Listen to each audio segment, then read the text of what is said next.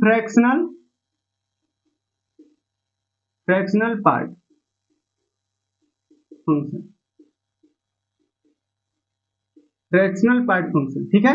तो इसमें हम लोग जो है इसको इस तरह से रिप्रेजेंट करते हैं, कर्ली ब्रैकेट में x को डाल देते हैं, जैसे स्क्वायर ब्रैकेट में x को डालते हैं तो वो होता है ग्रेटेस्ट इंटीजर ऑफ x, और इसको हम लोग क्या बुलाते हैं, फ्रैक्शनल पार्ट ऑफ x।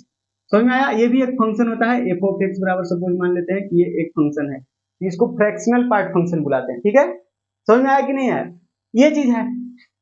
अब यहां से देखिएगा एक चीज और याद रखिएगा कि x जो है ना, x कोई ना कोई नंबर है, तो किसी भी नंबर के दो पार्ट होते हैं, किसी भी नंबर के दो पार्ट होते हैं, एक होता है इंटीग्रल पार्ट और एक होता है फ्रैक्शनल पार्ट, ठीक है।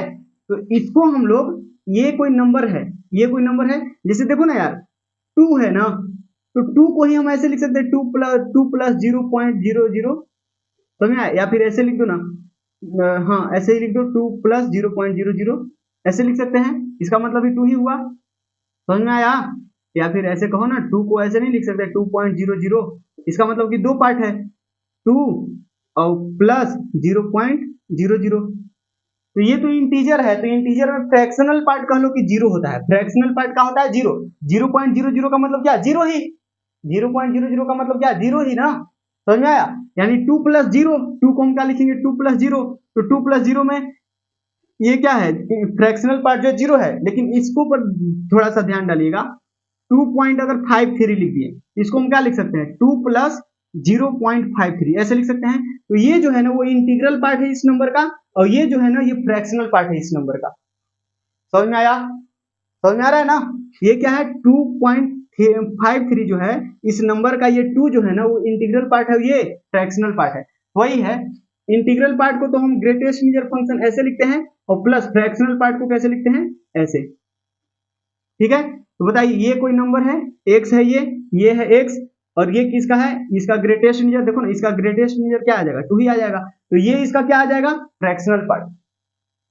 अब समझ में आया, अगर इसका मतलब क्या समझ में आया कि अगर किसी नंबर का अगर ग्रेटेस्ट इंटीजर निकालना रहता है, इसका ग्रेटेस्ट इंटीजर निकालना रहता है 2.53, इसका आंसर हम लोग 2 बोल देते हैं, ये इंटीग्रल पार्ट बोलते हैं, यही नहीं बोलते हैं। लेकिन अगर यही फ्रैक्शनल पार्ट बोलना रहे तो पॉइंट के बाद वाला बोलेंगे, देखो 0.53, ये क्या हो जाएगा, फ्रैक्शनल पार्ट। उसी तरह अगर अपने से पूछा जाए कि इसका फ्रैक्शनल पार्ट क्या होगा, इसी नंबर का 2.53 का फ्रैक्शनल पार्ट क्या होगा भाई, तो हम क्या बोलेंगे 0.53, मतलब ये 2 को हटा के 0 लिख देंगे और पॉइंट के बाद वाला एज इट इज रिपीट कर देंगे। समझ में आया कि नहीं आया, ठीक है। तो यहां से ये जो पॉइंट मैंने लिखा ना, इसको लिख लीजिएगा, ये एक तरह से प्रॉपर्टी है, ये एक बहुत ही महत्वपूर्ण प्रॉपर्टी है जो आपने याद रखना है, ठीक है। किसी भी नंबर को इंटीग्रल प्लस फ्रैक्शनल पार्ट के रूप में हम लोग लिखते हैं। देखिएगा अब हम समझते हैं, जैसे कि उसमें लिखवाया था अभी पॉइंट, तो पहला पॉइंट लिखिएगा, तो किसी भी इंटीजर का अगर फ्रैक्शनल पार्ट देखेंगे, किसी भी इंटीजर का फ्रैक्शनल पार्ट देखेंगे तो 0 आएगा कि नहीं आएगा, बताइए। अभी मैंने तुरंत बताया कि 2 को हम क्या लिख रहे हैं 2 प्लस 0, मतलब ये इसका इंटीग्रल पार्ट है, और फ्रैक्शनल पार्ट क्या है 0 है, फ्रैक्शनल पार्ट 0 है, तो ये क्या है, ये क्योंकि इंटीजर है ना यार, 2 क्या है, एक इंटीजर है, तो हर एक इंटीजर के केस में फ्रैक्शनल पार्ट 0 ही बनने वाला है। समझ में आया कि नहीं आया, वही मैं कह रहा हूं कि अगर किसी भी इंटीजर का फ्रैक्शनल पार्ट लिखोगे ना तो उसका आंसर 0 आएगा, इसमें कोई शक नहीं ना। समझ में आया कि नहीं आया। फॉर एग्जाम्पल अगर मैं पूछूं कि फ्रैक्शनल पार्ट ऑफ -3 का होगा, फ्रैक्शनल पार्ट ऑफ -3 क्या होगा, तो -3 को हम -3 प्लस 0 नहीं लिख सकते, -3 प्लस 0, तो ये इसका इंटीग्रल पार्ट, ये फ्रैक्शनल पार्ट। तो किसी भी इंटीजर के केस में उसका फ्रैक्शनल पार्ट क्या आएगा, 0 ही आएगा। समझ में आया कि नहीं आया, इसका आंसर हो जाएगा 0। कोई भी इंटीजर ले लो, उसका फ्रैक्शनल पार्ट, जैसे 7 है तो इसका आंसर क्या आ जाएगा, 0 आ जाएगा, क्या आ जाएगा 0। सपोज फ्रैक्शनल पार्ट ऑफ 99 ये ले लिया 999, तो ये क्या है, एक इंटीजर है ना, इंटीजर है, तो इसका भी आंसर क्या आ जाएगा 0। अरे समझ में आया कि नहीं आया, बोलो समझ में आया ना। अच्छा, फ्रैक्शनल पार्ट ऑफ 0 पूछा जाए तब, फ्रैक्शनल पार्ट ऑफ 0 तो ये भी 0 होगा, फ्रैक्शनल पार्ट ऑफ 1 पूछा जाए तब तो ये भी क्या होगा, 0 ही होगा। अगर फ्रैक्शनल पार्ट ऑफ -1 पूछा जाए तब इसका भी आंसर 0 होगा, क्योंकि ये सारे के सारे इंटीजर्स है ना यार। समझ में आया, ये फ्रैक्शनल पार्ट के अंदर जो भी नंबर्स दिख रहे हैं वो सारे के सारे इंटीजर्स हैं, इसीलिए इनका आंसर हमेशा 0 आएगा। ठीक हो गया। अच्छा, देखिएगा दूसरा पॉइंट अगर डेसिमल वाला नंबर डाल देंगे तो सपोज माइनस, ये पहले प्लस वाला लेते हैं ना, 2.31 ऐसे ले लिया, तो इसका आंसर क्या होगा, ये जीरो कर दो और जीरो पॉइंट के बाद वाला लिख दो, बस ये हो जाएगा। अगर फ्रैक्शनल पार्ट ऑफ सपोज 0.23 है, 0.23 है, तो इसका आंसर क्या होगा, 0.23 ही होगा। समझ में आया कि नहीं आया? हमेशा ध्यान रखना कि फ्रैक्शनल पार्ट का वैल्यू 0 और 1 के बीच में होता है। फ्रैक्शनल पार्ट का वैल्यू हमेशा 0 और 1 के बीच में होता है, ठीक। फ्रैक्शनल पार्ट का वैल्यू कभी 1 नहीं आएगा, लेकिन 1 कैसे आएगा, नहीं आएगा ना। फ्रैक्शनल पार्ट का वैल्यू कभी 1 आएगा क्या, सोच सकते हो, नहीं आएगा। फ्रैक्शनल पार्ट का वैल्यू 1 कैसे आएगा, 1 पर तो 0 आ रहा है, -1 पर 0 आ रहा है, 0 पर भी 0 आ रहा है। समझ में आया? तो फ्रैक्शनल पार्ट का वैल्यू जो है ना, ये फ्रैक्शनल पार्ट ऑफ x, इसका वैल्यू जो है, इसका वैल्यू वो हमेशा 0 से बड़ा आएगा या बराबर आएगा, और 1 से हमेशा छोटा आएगा, लेकिन 1 के बराबर नहीं आएगा। फ्रैक्शनल पार्ट का वैल्यू 0 और 1 के बीच में आता है हमेशा। फ्रैक्शनल पार्ट का वैल्यू 0 और 1 के बीच में आता है। 0 हो सकता है, देखो 0 आंसर आ रहा है, लेकिन 1 कभी नहीं आएगा, और 1 से बड़ा भी कभी नहीं आएगा, और 0 से छोटा भी कभी नहीं आएगा। मतलब फ्रैक्शनल पार्ट का वैल्यू निगेटिव हो सकता है क्या, नहीं हो सकता है, ठीक है। और ग्रेटेस्ट इंटीजर का आंसर हमेशा एक इंटीजर ही आता है। ग्रेटेस्ट इंटीजर का आंसर हमेशा इंटीजर आएगा, ऑब्वियस है ना। ग्रेटेस्ट इंटीजर इसका लिखोगे तो 2 आएगा, इंटीजर ही लिख रहे हो, अगर इसका लिखोगे तो 2 आएगा, इसी में माइनस लगा दोगे तो -3 आ जाएगा, तो -3 इंटीजर है। तो ग्रेटेस्ट इंटीजर फंक्शन का आंसर हमेशा एक इंटीजर आता है। कोई भी इंटीजर हो सकता है, 0 1 2 3 4 -1 -2 -3 एंड सो ऑन, कुछ भी इंटीजर हो सकता है, लेकिन इंटीजर ही आएगा, उसका आंसर कभी पॉइंट में नहीं आएगा। ग्रेटेस्ट इंटीजर का फंक्शन कभी भी पॉइंट में नहीं आएगा। और फ्रैक्शनल पार्ट फंक्शन का आंसर हमेशा 0 और 1 के बीच में आएगा, ठीक है। और इसका इंटीग्रल वैल्यू मात्र 0 ही होता है। बताओ ना, 0 और 1 के बीच में इंटीजर कौन है, एक भी नहीं, लेकिन यहाँ 0 वैल्यू दे रहा है, मतलब अगर फ्रैक्शनल पार्ट का कोई इंटीग्रल वैल्यू संभव है तो वो 0 है खाली, क्योंकि 0 और 1 के बीच में तो कोई इंटीजर आता नहीं है। समझ में आया? तो सारे वैल्यू इसके पॉइंट में ही आएंगे, फ्रैक्शनल पार्ट के वैल्यू सारे पॉइंट में ही मिलेंगे, लेकिन 0 कभी कभी मिलेगा, ठीक है। 0 कभी कभी मिलेगा, वो भी कब मिलेगा, जब किसी इंटीजर का फ्रैक्शनल पार्ट आप निकाल रहे होगे। समझ में आया? ठीक है। तो उसी तरह और भी आप एग्जांपल लिख सकते हो बहुत सारे, किसी भी चीज का फ्रैक्शनल पार्ट आपको निकालते आना चाहिए। Suppose fractional part of minus वाला अभी नहीं लिए है ना, प्लस वाला ही लेते हैं। सपोज पाई की बात कर दिया जाए, तो इसका फ्रैक्शनल पार्ट बताना। तो पाई का मतलब क्या, 3.14 ये समथिंग होता है। तो इसका आंसर क्या आ जाएगा, इसका आंसर आएगा 0.14, ठीक है, 0.14। अगर और भी आगे डिजिट है तो और भी आगे लिख दो, तो ये हो गया। अच्छा, यही इसी चीज की बात क्या कर दिया जाए तब, फ्रैक्शनल पार्ट ऑफ 2 माइनस, मतलब क्या, 2 माइनस का मतलब क्या हो गया बताना, 2 माइनस का मतलब क्या होगा, 1.999999 एंड सो ऑन, ये हुआ ना। इसका आंसर क्या आएगा, 0.999, ठीक है। अगर यही हम 2 प्लस की बात कर दें तो इसका आंसर क्या होगा, इसका मतलब क्या हुआ, 2 प्लस का मतलब 2.00001, तो इसका आंसर क्या आ गया, 0.00001। अरे समझ में आया कि नहीं आया? ये जो 0.009 है, इसको हम 1 के भी बराबर लिख सकते हैं, अप्रोक्सीमेट इक्वल टू 1 भी लिख सकते हैं, इसको अप्रोक्सीमेट इक्वल टू 0 भी लिख सकते हैं, ठीक ना।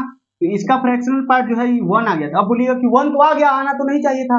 अरे एग्जैक्ट 1 थोड़ी है, ये तो इतना आया है ना, इसको तो हम अप्रोक्सीमेट इक्वल टू 1 लिखे है ना, क्योंकि ये क्या है, ये तो यहाँ पर 9999 एंड सो ऑन चलता जाता है, ऐसे ये 9999 आता जाएगा 0.999, ठीक है। इसको अप्रोक्सीमेटली 1 लिख सकते हैं ना। समझ आया कि नहीं आया? लिमिट सॉल्व करते वक्त आप, लिमिट का मतलब वही है अप्रोक्सीमेट वैल्यू, एग्जैक्ट वैल्यू नहीं। तो यहाँ से हम लोग अप्रोक्सीमेट वैल्यू 1 लिख सकते हैं, वही है 0.00001, मतलब 0 को बहुत ही क्लोज है, तो इसको अप्रोक्सीमेटली 0 लिख सकते हैं। समझ में आया? अब ये मत बोलना कि इसका वैल्यू 1 आ गया, 1 नहीं आएगा कभी, ठीक। 1 एग्जैक्टली 1 नहीं आएगा, इसको तो मैंने 1 लिख दिए ना, लेकिन 1 आया थोड़ी था। समझ में आया?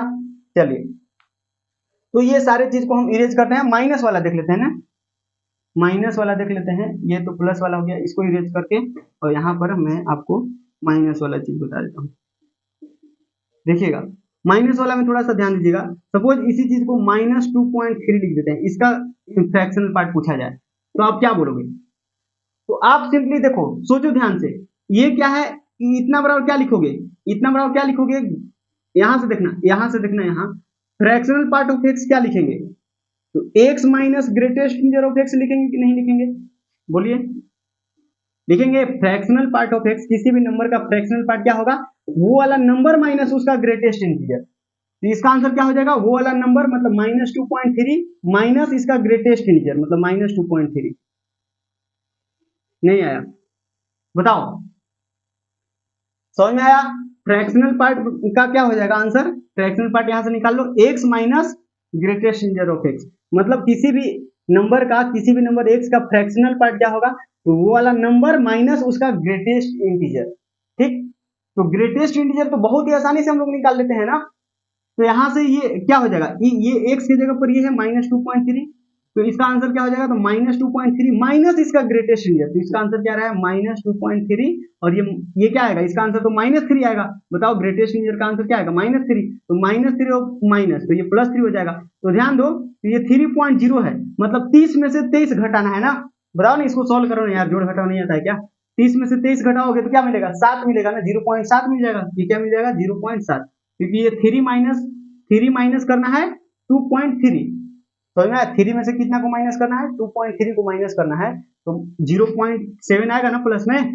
समझ में आया, बोलो समझ में आया कि नहीं आया? तो इसका मैं शॉर्टकट तरीका बताता हूँ, अब इतना हर बार नहीं करेंगे। देखिए मैं इसका शॉर्टकट तरीका बताता हूँ, जैसे ग्रेटेस्ट फ्रैक्शनल पार्ट ऑफ -2.3 निकालना है ना, तो आप क्या करो कि 1 में से 0.3 को माइनस कर दो, ये है ना, 1 में से हर बार 1 में से माइनस करो, किसको माइनस करोगे, तो ये पॉइंट के बाद वाला चीज को 1 में से हमेशा माइनस कर दोगे, तो इसका आंसर 0.7 आ जाएगा। उसी तरह अगर हम पूछे -1.23 ऐसा पूछे, ठीक, तो इसका आंसर क्या आ जाएगा, 1 में से माइनस कर देना है, यहाँ कुछ भी रहे, यहाँ -2 रहे या -1 रहे, -10 रहे, -100 रखे, -1000 रखे, या -2002 रहे, -2023 रहे, कुछ भी रहे, समझ में आया? बस 1 में से हर बार माइनस करना है और पॉइंट के बाद वाला चीज माइनस करना है। समझ में आया कि नहीं आया?